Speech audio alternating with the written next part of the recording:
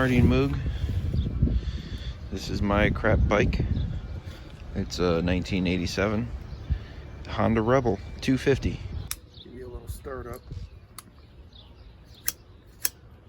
2 pumps of the throttle, half choke.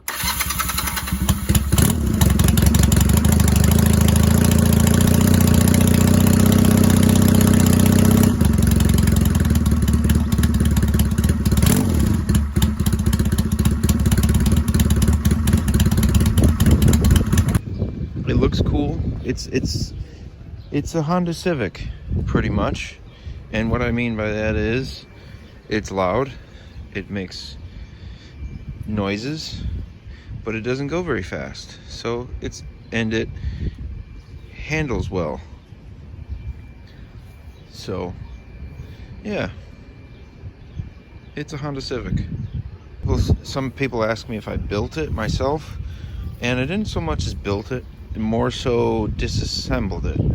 Rear fender, custom fabricated deletion.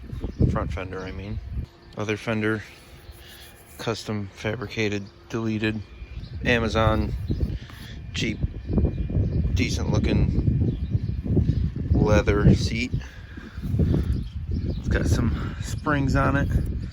Don't mind the, random relays and taillight wiring that no longer works.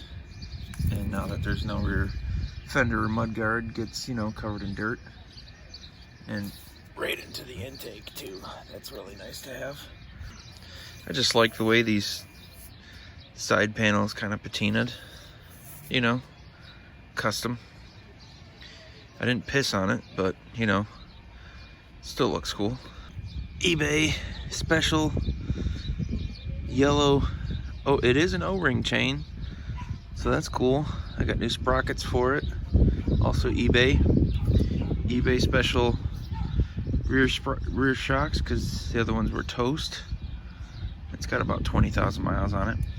I think the coolest part really is this exhaust. It's I guess you'd call it redneck mandrel bends, or maybe an Australian bush bent, where you pack it with sand and heat it up with a torch in certain spots, put it in a vise, and bend the heck out of it until it fits right. But it, lines up with the things. I made these little brackets, welded them on, nothing crazy. Little bushing. I think this was for the rear foot pegs when it did have a 2-up seat, but it's a 250, so if you're riding 2-up, it better be like a child or something, because you're already not going very fast. With 2 people, you're just, yeah. Nice trailer brake light, custom fabricated mounts, drift spec, for all the ladies. Same with the license plate. Drift spec custom mounts. This is actually kind of neat. I got this, I think it might have been eBay as well. It's actually 3D printed fuse box cover, because the other one was missing. So that looks, period correct, sure. This was the first carburetor I ever rebuilt, and that was by far the most fun that I had. And I say that in honesty, because I like fiddling with small, intricate, delicate things. I also work on guitars, so I like all the little tedious details. Just changed the oil, so got a little runoff there still. Rear drum brakes work. They're drums, so they're reliable-ish. They do the thing. It's got a little tool kit here. got spare drift tape, aka zip ties in there for if the license plate or the brake light comes off. Just did the fork seal rebuild, and by that I mean a seal mate down in there, a little plastic deal with a little hook on it that grabs out all the sand and gunk, and then wiped it down with some brake cleaner, and then put the dust cap back on.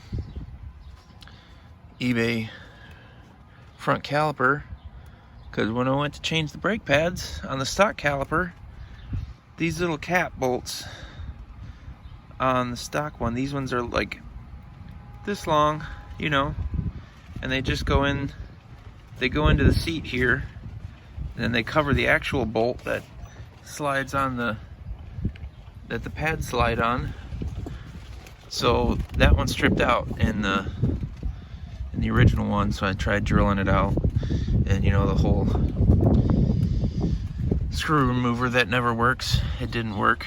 So it's still in the basement, the original, so if I ever want to try to rebuild it, you know, whatever.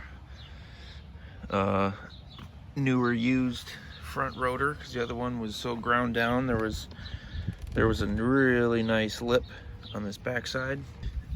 Powder coated spoke rims. By that I mean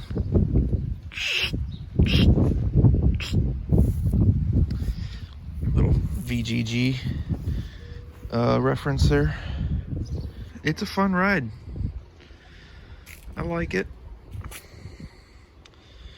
It gets you to work. It gets about 100 miles to the gallon with the you know, the weight reduction, because I think they're supposed to get like closer to 70, but you know, take about 200 pounds worth of crap off of it. Yeah, you get closer to 100 miles to the gallon. I love these grips too. I used to wear Vans shoes all the time when I was skateboarding, so you know, a little throwback, and it matches the seat kinda.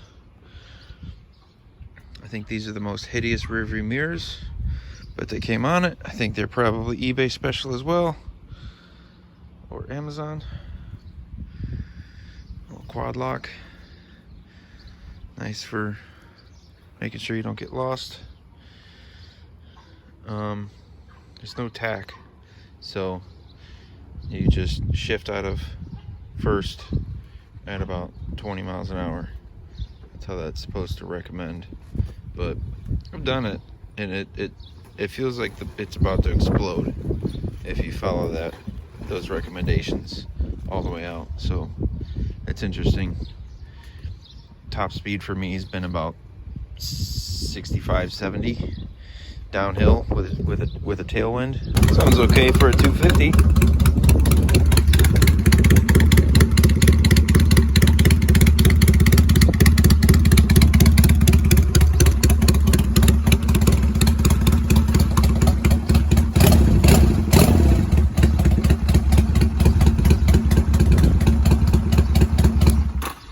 It's a Honda.